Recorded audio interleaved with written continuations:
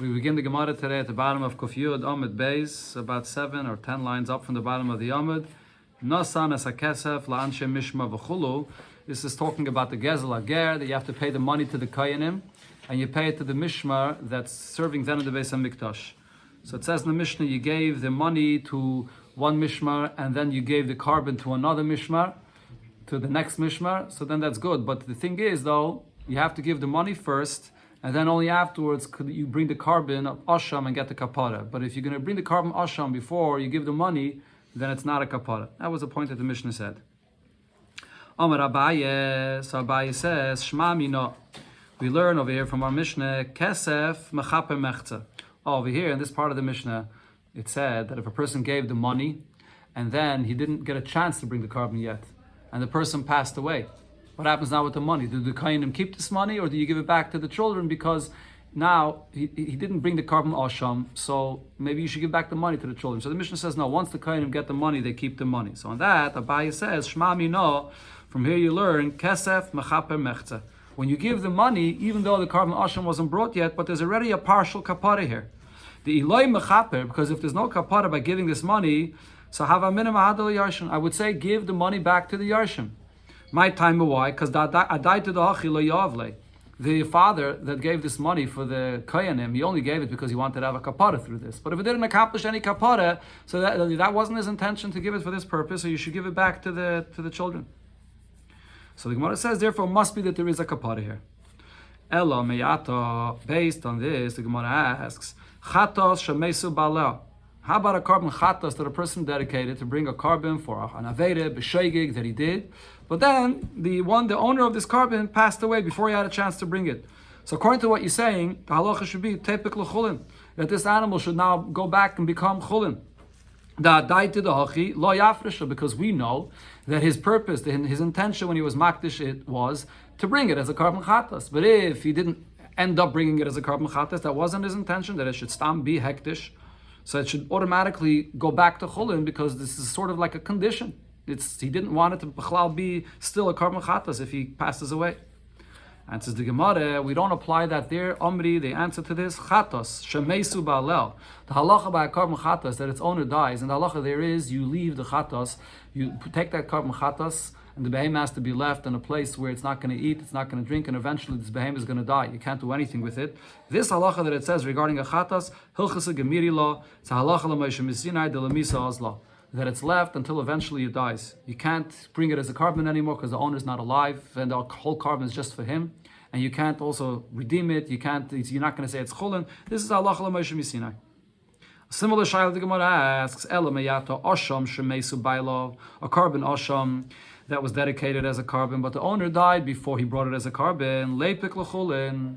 If he dies, it should also go out to chulin. That died to the hachel yafreshay. Why don't we say over here that he didn't mean to make it hektish if he couldn't bring it as a carbon? What's the halacha by the carbon asham?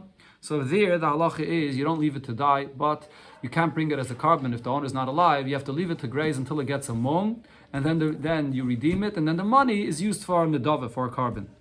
So the Gemara says there it's also a halacha l'moshe misinai, and for the Gemara asham nami by a carbon asham as well hilchas gemirila. It's all a halacha l'moshe misinai that kol shebechatas mesa. Anytime the halacha is regarding a mechatas, you have to leave it to die, like the case we're talking about here when the owner passed away. But asham regarding a carbon asham when the owner passes away, roya, you leave it to graze until it gets a mum. A similar question for the Gemara, ela meyata yevama shenofla lefnei mukishchin. Yevama, her husband died without any children, and now she has to get married to the brother, to the husband's brother. That's the din of the Yevama. And now this brother is a person that she's not interested in marrying at all. He's a mukashchin, he has boils all over his body, she doesn't want to marry him. So now it turns out that because of her marriage to her husband, and she never ended up having children with her husband, he passed away, now she's stuck with this Yevama.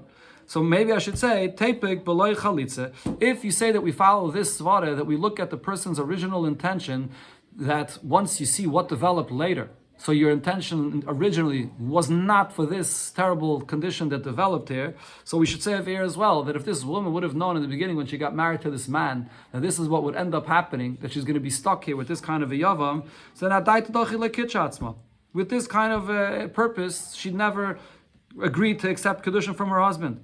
So in the other cases, by the Chatas and the Asham, we answer that it's halacha l'Moshe Misinai, that the person's intention doesn't matter.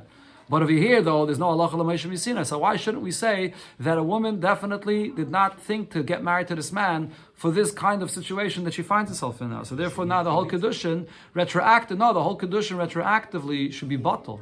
Now she needs No. The whole kedushin to her first husband should be totally bottled mafreya, because when she married her first husband, had she known that this marriage would lead to either yibum or chalitza, had she known that now she would be stuck with this man, she would not even be interested in marrying the first husband. But he's right. If she would have known that he would die, she wouldn't marry him either. Okay, and a chanami. So the Gemara, true. So the Gemara is, what if the person dies and he had children with her? So maybe they had children, but and a chanami. The Gemara is giving this extreme example when her husband died, no children, and now she's stuck with this mukishchem, with this person that she doesn't want to live with. So in such a case, we should say that the whole kedushin is batlum afreya. Taisus actually over here points out that the Gemara, for the same price, maybe could ask the question regarding other situations, like a mekach, a person buys something, and then what happens? The item he buys breaks before he ends up using it, so he never intended to buy it if it's going to break. So Taisa says over there, you can't say that, because regarding a sale, the moicher, the seller, is the one that determines what the sale should be. But over here, by the kedushin, it's based more on the isha, what she wants. Taisa explains this. But it's not a question you could ask in every case. Another thing Taisa says, the Gemara is only asking this question here, that we should say that the whole marriage is batal mafreya if it was just the edison, first stage of marriage, where they never lived together. So then, she never lived with her husband. All this entire marriage is just a tzara. She never ended up living with him. He passed away before the full chasana, and now she's stuck with a yavam. But if it was already after the nisuin, in such a case, the Gemara was not asking the question. So Taisus explains. So the Gemara answers, Hasam over there, Anan Sahadi de Meinach Nichala B'choldahu. When she's accepting the kedushin, she's whatever the kedushin will be. She's okay even with whatever it is, even if it could end up leading to such a kind of thing. Reish Lakish, as Reish Lakish says, that a woman, it's better for her to sit, to be with two bodies, to be with another person, than just to be alone. So the fact that she's getting now the opportunity to be mekabel a kedusha from a man, even if it may end up, the risk that it may end up being, it doesn't matter. She doesn't care about that. For her, the fact that she's now married to this man is more valuable than anything else. The Mefarshim point out, this klal the Gemara here says, doesn't necessarily mean that this is a klal for every single woman. Because the mitzias is, you see, that for many women this is not so. You can't say that they're just ready to accept the kedushin of anyone and they're happy about the fact that they're married to somebody. But what the Gemara though is saying is, you can't say that this is a fact by every single woman. So therefore you can't say that even if you didn't say this as a clear condition, this is like a unspoken agreement which is clear by everybody. The very fact that there are many women that for them marriage is so important regardless, so now if you don't specify clearly that you don't want the kedushin in a case where your husband will die and you'll be stuck with his yavam, so then it's zvarim shebelei. It ends up being something which is in your heart which you didn't specify, and therefore the kedushin takes effect.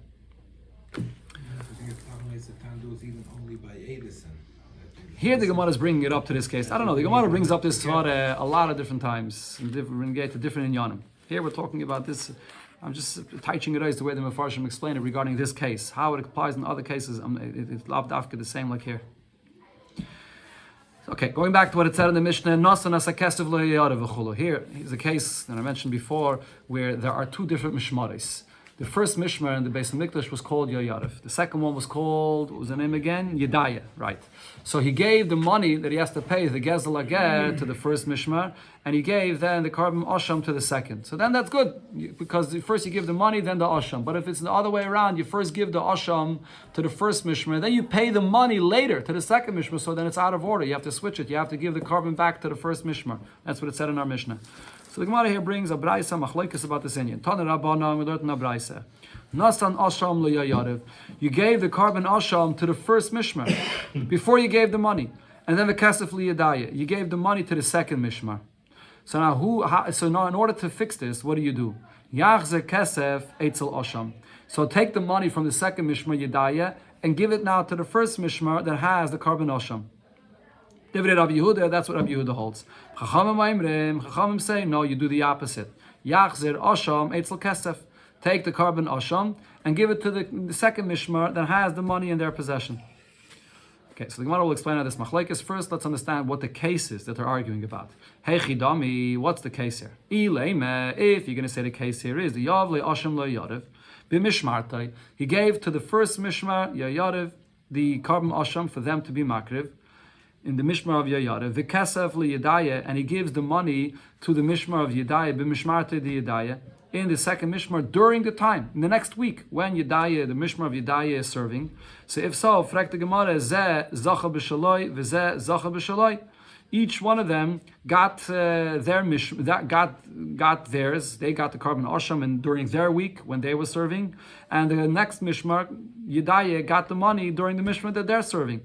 So if so, why should one be obligated to give to the other? They didn't accept something not in the time that they were serving. Okay, so the Gemara over here is actually asking the question here according to Rabbi Yehuda. That's what Rashi explains. The question over here is according to Rabbi Yehuda. Why do we say that Yedaya should give the money back to the Mishmar of Yayarev? What did they do wrong? They took the money. The money is supposed to be taken first. Now it's the week when Yedaya is serving, and they took the money. What did they do wrong? The first Mishmar did do something wrong over here. Why? Because they took this carbon asham before the money was paid. They should have found out, was the money paid yet for this? They shouldn't have taken the carbon asham before the money was paid. So the first mishmar did something wrong. Okay, so the opinion of the Rabbanon that we say that the mishmar that took the asham should give it to the mishmar that took the money, that the Gemara doesn't have a question of. But the Gemara is asking, according to Rabbi Yehuda, the second mishmar that took the money in their week when they're serving, what's the problem? Why should they have to give the money to the previous mishmar? They took the money in the right time. So let the previous mishmar give them the carbon and they should be makrivit. So that can't be the machlekes here.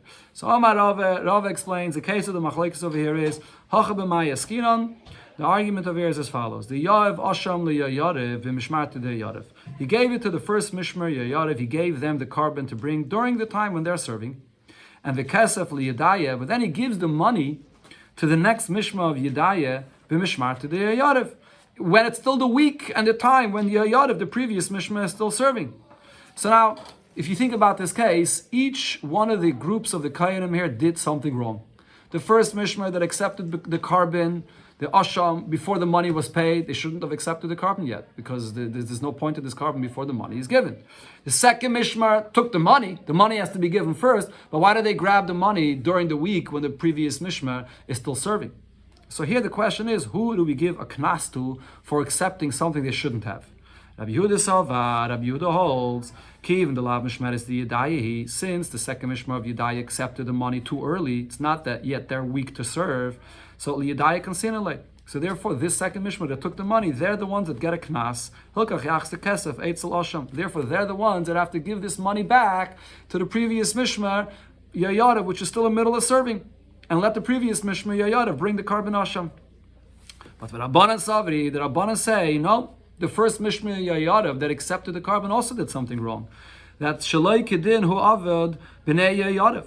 The B'nei Yayarev, the first Mishmar also did something wrong. The Kiblu Asham Mikami Kesef. They took the carbon asham to bring it as a carbon even before the payment was given. Before you give the payment, this carbon asham is nothing, it's worthless. So Hilkach Lididhu Kansinulahu, they're the ones that get the knas, V'yachsha Asham Eitzel Kesef, and therefore they have to give their carbon asham to the second mishmar of Yedaya, the Yedaya that got the money.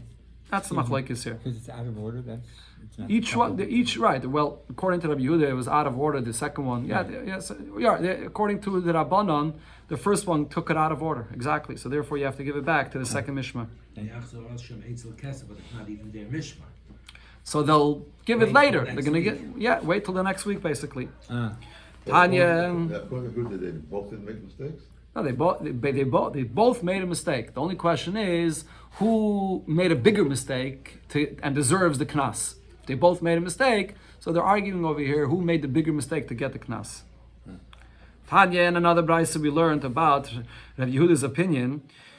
Amar Rabbi said, L'divrei Rabbi Yehuda, according to Rabbi Yehuda's opinion. So what did we say? That Rabbi Yehuda says that you give, the second mishmar has to give the money back to the first mishmar, the one that got the carbon asham. But even according to Rabbi Yehuda, Im kadmu b'nei Yayarev yikrivus asham, once the b'nei Yayarev already took this carbon asham, not only they took it, which in itself was wrong, they shouldn't have taken the carbon before the money was paid, but now they were already makriv the carbon asham, Yachzar v'yavi asham acher. Now you have to bring a second carbon asham, because the carbon asham was brought before the money was paid. So the carbon asham did not do any kapara at all. So you have to bring a second carbon asham. Now, and who's going to get that second carbon asham? V'yakrivu b'nei yedaya. The b'nei yedaya, here, even Rabbi Yehuda is going to agree that we're going to give the second carbon asham to the second mishmar that has the money. And the reason for that is because over here, what the first mishmar did, they did something very wrong. Not only they took the carbon out of order, they even brought the carbon out of order. And because of this, they forced the person, the gazlan, the gazal ager, to bring a second carbon. In such a case, we're not going to say give them the money and let them bring the carbon a second time. In such a case, the second carbon is going to go to the second group of kainim, let them bring the carbon. But nevertheless, yeah, sure. V'yavi Hashem acher and v'yakrivu b'nei yedaya. You give it to the second group. But nevertheless, the halacha here is v'zachu halal b'meshe b'yadan. This first carbon asham that they brought, which is really a pasala carbon, because the money wasn't paid first. But even though it's a pasala carbon, they'll be zeiche in this carbon that they already brought. So the Gemara now explains what does it mean they're zeiche in this carbon. Amri l'may chazi. If it's a pasala carbon, so what is it fit for? It's not the meat of the carbon. You don't eat anything of this carbon because it's just a pasala carbon. And it says Asham Pashalhu, it's a pasla carbon. So the Gemara answers, Amarava la'ayrai, the hide of this animal, of this carbon, can still be used, even though it's a pasla carbon. So the first group, even though they did something wrong here, but nevertheless the hide of this animal they could keep. Another Braisa Tanya we learned on Rabbi. Rabbi said, L'divri Rabbi Yehuda, according to Rabbi Yehuda, in Kayam Asham, if the carbon Asham is still here, Yachzer Asham Eitzel Kesef. So here he actually quoted in the name of Rabbi Yehuda the exact opposite that we had before, that the first group has to give the carbon asham to the second group, to the one that has the money. So the Gemara asks, but we said before the opposite. Didn't we say Rabbi Yehuda says that it's the second group that has to give the money to the first group that's bringing the carbon? And says the Gemara, no, this is a different case here. The case over here is the week when Yayarev serves ended already. And the second group did not demand from them to give them the Yayarev it is. The group of Yayarev during the week when they were serving, they didn't demand from the second group that got the money, give us the money and let us bring now the carbon and we'll have the money and the carbon. And the week ended and now it's over. They never demanded the money. So and once the week is over already of the first group, here what this Braisa is saying, even according to Rabbi Yehuda's opinion, since they didn't demand to get the money and they should be makir of the carbon, like Rabbi Yehuda's opinion is, so they're Michael. And they're Michael, therefore even now Rabbi Yehuda will agree that the behemah has to be given to the second group and they're going to bring the carbon. Tanya, we learned in a third braysa about this. Amar Rabbi said, L'divrei Rabbi Yehuda, according to Rabbi Yehuda, Imkaim Asham, if the carbon Asham that was given to the first group is still here, Yachzar Kesef Eitzel Asham. The second group that has the money has to give it to the first group that has the carbon. So the Gemara asks him this pshita. This is obvious. This is exactly what Rabbi Yehuda said before. What's it saying here? That Rabbi said this in the name of Rabbi Yehuda. This is exactly what Rabbi Yehuda's opinion is. What was Rabbi adding here? So the Gemara answers, this is also yet another case. And what are we talking about over here? Kagoin, the Nafik, Mishmartom, Dahani, Udahani. You had over here these two groups, each one served for a week. The week of Yayarev is over already. The week of Yedaya is over already. It's after both of them. V'loi tovu, none of them demanded from each other. Not Yayarev demanded, give me the money and we'll bring the carbon. Not the group later, Yedaya demanded of Yayarev, give us the carbon. No one demanded from each other anything. So Ma'od Teime, I would say, Achuli Gabi Adodi. I would say that they were meichel to each other. And therefore, if they're meichel to each other, so then maybe now you should give the carbon to second group later. Kamash Malone, that's why it's saying here in the Braisa that nevertheless, the Amrinon, in such a case where none of them demanded it from each other, Kivin the Leitovala Adodi, since none of them demanded it of each other, you leave it the way it was originally. Bereisha, we go back to the way it was originally, which is that the first group, which is Yayarev, has the carbon. And now we're going to have to wait until their week to be serving in the Beis HaMikdash comes back. 24 mishmaris in the Beis. You're going to have to wait till their week comes back. And then when they serve, then they're going to get the money from the second group and they'll be able to bring the carbon. Sagt the Gemara weiter, it said in the Mishnah, that first you have to pay the money and then you bring the carbon asham, not the other way around. Says the Gemara Menon and Mili, what is the source of this? Amar Rava, so Rava says the Amakra in the pasuk where it talks about paying the money to the kainim of the gezla ger, and then the carbon. So the pasuk says ha'asham hamushav lashem lakayin, the asham that you return, and the asham refers to the money. Mulvad ela kipurim asher yechapa bay, and that's besides the ela kipurim that you bring later. So when it says mulvad ela kipurim, that sounds like that the carbon comes after. Miklal, so I see from this the kesef bereisha. First you give the asham, which is the money, and then you give the carbon. Oh, one of the Rabbanan said to Rava based on this drasha here, if that's how you learn the order of the pasuk, when it says mulvad means that what it says afterwards comes second. If so, ela meyata. If so, by the karbanis, a carbon musif, where the Torah says the lashon mulvad eilas habayker, that you bring the carbon musif on a Shabbos or a Chodesh or a Yom Tov, then it says that the carbon musif is besides the eilas habayker, which refers to the carbon tamid. So hachanami over here, you're going to say that when the Torah writes afterwards mulvad, it means meklaldu musafim bereisha. That means that on a Shabbos, for example, the carbon musif comes first and then comes the carbon tamid. That can't be, because vatanya we learned in Abraisa. You can't bring any carbon in the Beis Hamikdash before the carbon tamid. Because Talmud Laima, the pasuk says that va'arach oleo ha'ila. Pasuk there says that you prepare the wood on the mizbeach, and after you prepare the wood on the mizbeach, you bring then the oila. And which oila is it talking about? This is the first oila, the carbon tamid. So you must bring the carbon tamid first. So you see that even though the Torah uses this term of mulvad oila sabayker, after it speaks about the carbon musaf, that doesn't mean that the carbon musaf is before the carbon tamid. If so, over here as well, when the pasuk says that you return the money, and then it says mulvad ela kipurim, that doesn't mean that the money comes before the carbon. So Amalei, Rava answered, no, over here, it's not just from the word mulvad itself. Me asher yechaper by nafkele. Because it uses the term yechaper, which is a future tense. It doesn't say kiper, that you will already mechaper.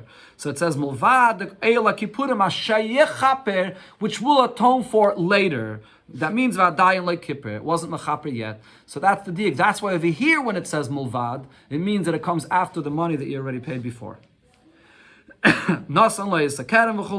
the Mishnah said then that if you gave the money first, then you can bring the carbon, and the chaimish is not ma'akib, but it has to be in this rule, as we said, first the money and then the carbon.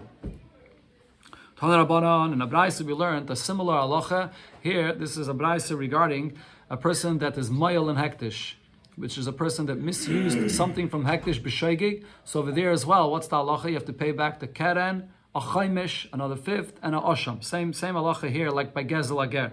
So regarding that, we learned in Abraisa minayin. How do we know? Shem hevi mi ilosai.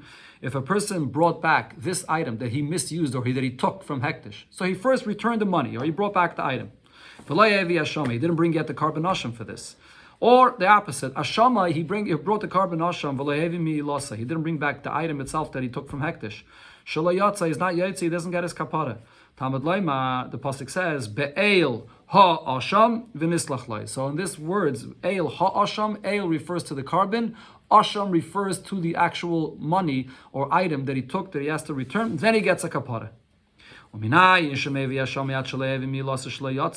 we know that if he brings the carbon asham before he brought the object, the mi'ila, what he took, that he's not yaitza, it's out of order, the carbon that he brought before he returned it to the hektish. So this carbon is not a kapara at all. Talmud Laima be'el ha'asham. The ayil, which means the carbon of the asham, ha'asham bikvar. That asham meaning that you already returned to the hektish. Only after you return the money or the item to hektish, then the carbon that you bring for this will be mechaper. Now, Yachol, I would think, Kishem Sha'al v'asham ma'akvim, just like here you see, in order to have the kapara, you have to give back the money or the item, and then you have to bring a carbon, and then your kapara takes effect. Kach chaimish ma'akiv, I would think that the fifth that you have to pay as well as a knas, that would also hold up the kapara. Talmud Laima be'el ha'asham v'nislach loy.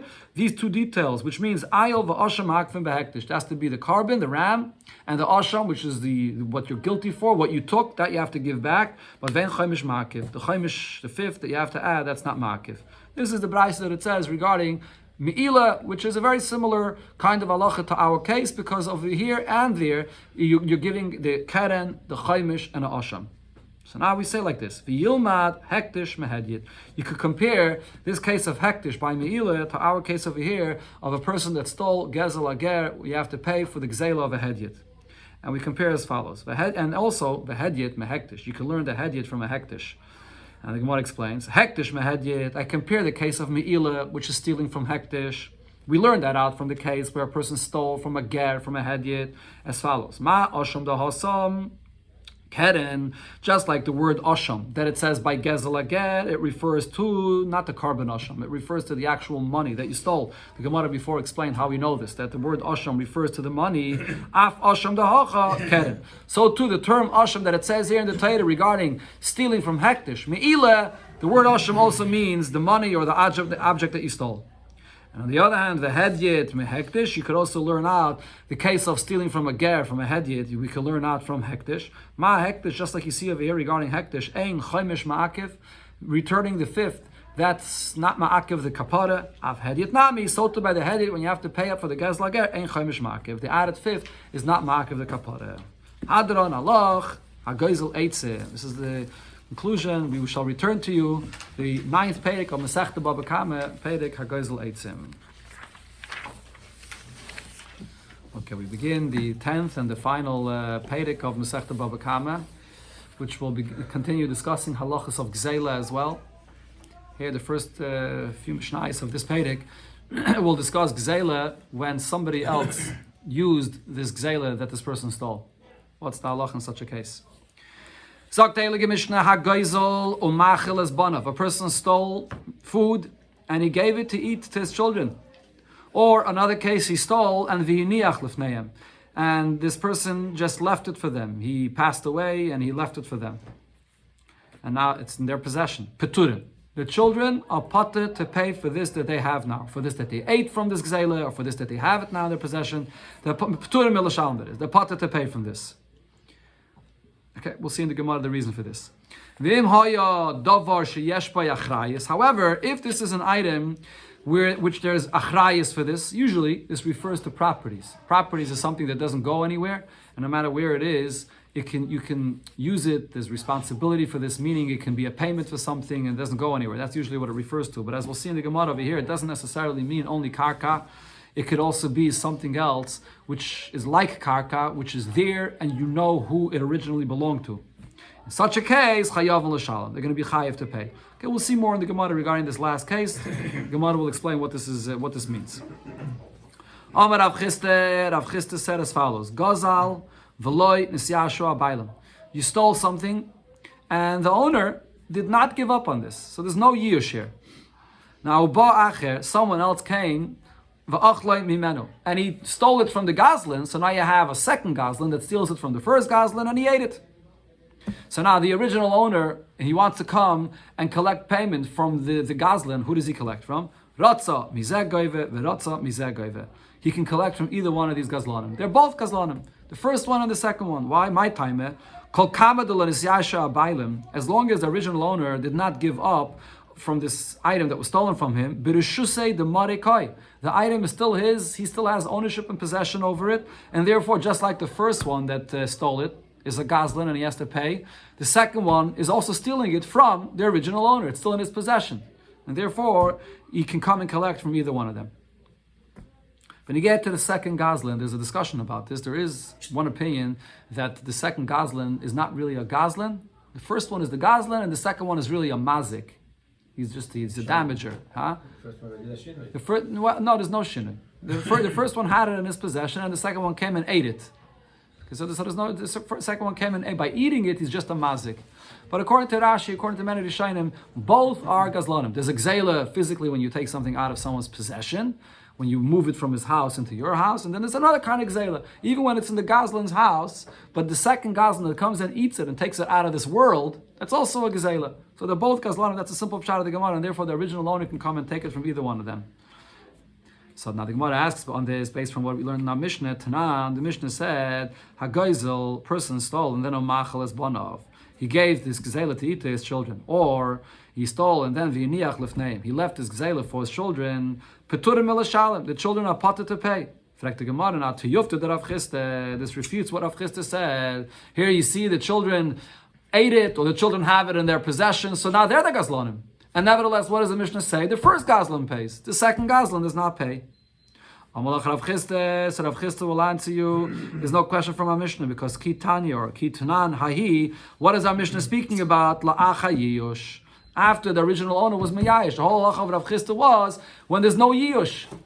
So then you say that the fact that it changed possession to a second Gazlan is not enough of a reason that there should be a Kinyan here now. But if there was a Yiyush and a Shini Rishus, we learned about this earlier in Perik Meruba, when there's both Yiyush and a change of ownership, change of possession, so then there is a Kinyan here. So because there's a Kinyan here, so therefore the second Gazlan doesn't have to pay back. Only the first Gazlan pays. I don't think so. I'm not sure. He gave it to the Ketanim. Doesn't make a difference. They ate it now, B'Payel. If they're Ketanim, they can't be Chayav L'Chayra. I mean, we're not talking about Ketanim here, B'Pashtus. Okay, sagt the Gemara weiter. Now, based on this pshat, what did the Mishnah now say? Iminiach lefneyem turim v'lashalem. So the second case of the Mishnah was, if the father left this gzela for his children and the father passed away, the children are potter to pay this gzela. So Rami Bachame says like this. Zaysay Meres, what does this show me? Rishus Yairish, the children that are inheriting from the father, Kirishos Lekeach Dami, that they are like a new ownership, like buyers. That it is a change of ownership here.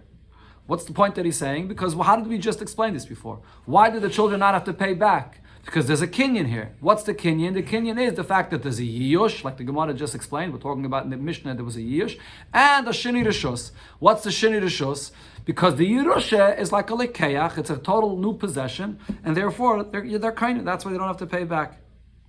Rava says, no, rishus yirish, lav kerishus lekeach dami. When the yirish yarshins, he's not like a buyer. It's not like a new rishus.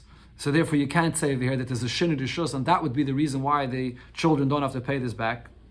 So the hacha b'mayaskin on here though in our Mishnah, when it says that the children don't have to pay back when they yashin this gzela from the father, what's the reason for this? Because the case over here is that the children ate it up. Once the children ate it up after the father died, so over here then you can't you can't ask them for the gzela anymore. The gzela is not here by Ilam anymore. There's a yiyush, and the gzela is gone anymore over here. That's the reason why you can't collect it from the children. But just the fact that there was a yerusha, that there's no shini rishus over here, so they wouldn't be kind of this. So the Gemara now asks on this, what did it say in the last case of the Mishnah? The last case of the Mishnah was that if this is something which there's achrayis for this you have to pay. Now, the way the Gemara understands what it says here in the end of the Mishnah is as follows. The Mishnah is referring to the object that was stolen. And what it's saying is, when do we say that if you steal something and now you die and the children inherited it, that the children don't have to pay it back, if it's an object that people don't recognize this as something which was stolen, as something that belonged to the original owner. But if it's a kind of an object like a karka, everybody knows who this piece of land belonged to. So in such a case, the children will have an obligation to give it back. Even though the children are not mechuyev to give it back me'ikar adin, because there's a yiyush and a sheni rishus as well. But if it's something which is here and we know that it belongs to the original owner, the children have to give it back. And the reason for this is because of, Rashi here brings, the reason for, yeah, they do have to give it back. The reason is because of kavod aviyem, because it's kibbud. So we're talking over here not about karka. Karka for sure you have to give it back. There's no kinyan b'chlal b'neget karka. But what it's talking about over here is even something that's similar to karka. The lashon of achrayis usually refers to karka. Here it's talking about, let's say it's an ox. Everybody knows that this share belongs to the original owner. Everybody recognizes a car. This car belongs to this original owner. So in such a case, you're going to have to give it back because it's mitzat kibud aveim. It's embarrassing for the father that just died. Everybody's going to say, oh, look, this person was a gazlan. He has that person's car. His children now have the car in his possession. In such a case, you have to give it back. So the Gemara says, what do you see from this? So from the Sefer, you see, miklal de bereisha b'gzela kayemes askina. Just like in the Sefer, we're speaking about an item that's still here. And if it's a noticeable, recognizable item that belonged to the original owner, so then because of kibud aveim, that everybody sees the embarrassment of the father, which was the gazlan, you have to give it back. So we see in the Reisha, it's also talking about a case where the children didn't eat it up yet. So how did the Rava say the case over here is that they yashin it and they ate it up? Amalach Rava, so when Rava answers and says, no, he has a different shot of the Mishnah. Completely different shot than what the Sefer of the Mishnah was saying. Bava Kama, this is what the Mishnah was saying. When it said in the Mishnah that the father left him achrayis nechasim, it wasn't referring to the object that was stolen. It was referring to b'chlal. If they yarshin from the father achrayis nechasim, meaning they yarshin karka, chayav and l'shalem, then they will be chayiv to pay. Even though the children don't have to pay the gzeila of the father once it was eaten up and it's gone, it's not here in the world anymore, and there was a yish, you don't have to pay for this. But if there was karka that they inherited from the father, that karka, while the father was alive, became mishubed to pay for the gzeila. And here the case is, Mefarshim say, we had this already once before in the Gemara. The father, when he was alive, already wanted to do tshuva. The father wanted to give it back, but he didn't get a chance to. So that karka became mishubed to the payment of the gzeila. So that's what the Mishnah was saying. When it says achrayis nechasim, it's not referring to the stolen item, it's referring to the fact that they inherited karka amongst the Yerusha, so then chayav and l'shalom. That's what they have to pay back from this karka because of the shibud. Whole different shot. So the Gemara asks in this, but Rebbe himself, which is the one that wrote this Mishnah, he taught his son Reb Shimon that loy davish yesh ba'achrayis mamish. When it says in the Mishnah davish yesh ba'achrayis, it doesn't mean like it usually means in Shas. It usually means karka. Here it does not mean karka. El afilu para v'chayrish ba. It means a cow that you're plying with it, chamer mechama achrav, or a donkey that you're leading it. In such a case, chayav and lahachse, you have to give it back. And the reason is, like the other pshat that we said before, mipnei kavod aviyim. We are talking about the stolen item, and the stolen item is still here. You didn't eat it, you didn't destroy it, and the reason you have to return it is if it's something that you can recognize that it belonged to the original owner. It's embarrassing. It's not kibbudaf to keep it in your possession. That's the pshat of the Mishnah. So it's still a question on Rava that says that the Mishnah is speaking about a case that the stolen item was we ate it up already. It's gone. Elam Rava, so Rava explains and says that I'm basing my pshat on a different brisa. And he says like this, Ki shechivna, when I'll pass away, Rab Oishia Nafik Lavasi, Rab Oishia, which is the author of the brises that he's about to quote here, he's going to come and greet me when my neshama comes up after I pass away. Why? Because the taritzne masnisin kavasei. Because I am explaining the Mishnah like what it says in his brisa. And Taisus here brings that you find, not only here, you find in other places that Rava explained according to Rabbi Shia. Where do you see what Rabbi Shia said? Rabbi Shia explained the Mishnah like the way Rava understood it. The Tani Rabbi Shia said as follows: Hagoyz l'machal banav, a person steals and gives his children to eat this gzeila, p'turim b'lashalem. They don't have to pay. If a person stole and now he left it to his children, and his children inherited this, if the gzeila is still here, chayavin, then they have to give it back. So here you see clearly, like Rava said, if the gzeila is still here, there's no shini reshus. Even if there's a yush, there's no shini reshus, and therefore you have to give it back. Only if it was eaten up already, it's not here anymore, then peturim. Then the children don't have to pay. Exactly like Rava's pshat. And then afterwards the Mishnah says, even though the item that was stolen is not here anymore, was eaten up, but nevertheless, if these children inherited from the father achrayis nechasim, properties that was already mishubet to pay to the gzeila from before, then chayav and l'shalom, then they will be chayav to pay.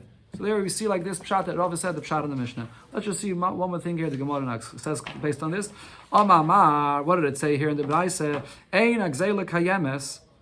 When the children inherited this and the gzeila is not here anymore, then peturim, they'll be potter. Says the Gemara, name it have it to the Rav Chisda. Shouldn't this refute what Rav Chisda said? Rav Chisda said that if there's no gzeila, so then you still have to pay it back. So the Gemara understands that this Bryce is talking about when there's no gzeila, and over here you see that you're potter. Rav Chisda will answer you, like we explained already before, according to Rav Chisda the Mishnah, Kitanya hila acha yush. That Bryce, which is explaining our Mishnah actually, is after yush. So it's yush, and you ate it already, so therefore you don't have to pay it back. Another thing the Gemara says, Mamar, what did it say in this Bryce? Gzeila kayemes, if the gzeila is here, chayav and l'shalem, then you'll be chayav to pay. Frek the Gemara, name it to have it to yufta the Rami Bachame. Shouldn't this refute what Rami Bachame said? If we just said that this is talking about after Yush, so after Yush, even if it's the gzeila is still here, Rami Bachame said that children is a sheni reshus. The children that yarshin, it's like a lekeach. So even if the gzeila is still here, why do you have to pay it back? So here, if you learn this brayso, like we just said, after years, this should refute what Rami Bar Chama said. Answers the Gemara, no, Rami Bava Kama actually disagrees with Rav Chisda. Kitanyahi lifnei Yush. According to him, you'll have to say that this Braisa of Rav Aishia is talking about before Yush. So even though the Yerusha is like a Lekeach and there's a Sheni Rishos, but there's no Yush, and therefore if the Gzeila is still here, you're still going to have to give it back. So you see over here in the end of the Gemara that Rav Chisda and Rami Bava Kama have two opposing views of how to teach this Braisa, whether it's talking about after Yush or before Yush.